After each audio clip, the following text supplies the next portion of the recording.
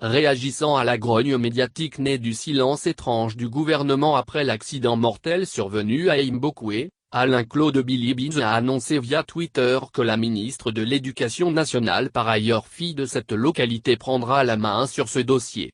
Camélia Ntoutoumli-Clerc hérite donc de cette épineuse situation.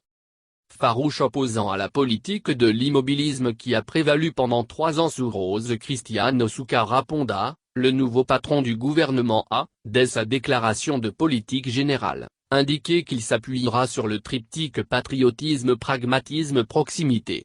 Le regrettable accident qui a fait 4 morts dans la journée du mardi 7 février 2023 était une bonne occasion pour mettre en œuvre ce dynamisme nouveau.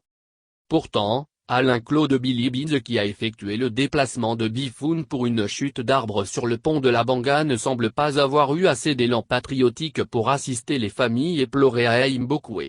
J'ai demandé à Camélia Ntoutoumli-Clerc, ministre de l'Éducation nationale, de se rendre sur les lieux et de faire part de la compassion du gouvernement aux familles, a-t-il été.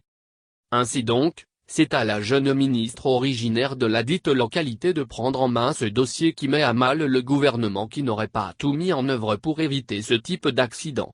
Le faible ensoleillement de cette zone, l'absence de trottoir et le tracé serpentaire de cette voie incombent au gouvernement. Il était donc de bonne loi qu'il s'y rende personnellement et ce, après l'appel des notables à son endroit.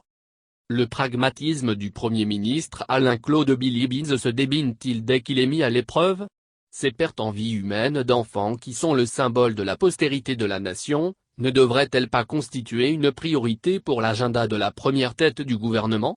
Camélia Ntoutoumli-Clerc et Toussaint Kouma Emane, respectivement ministres de l'Éducation nationale et des Travaux publics, gagneraient à se mettre au travail pour que ces événements regrettables ne se répètent plus.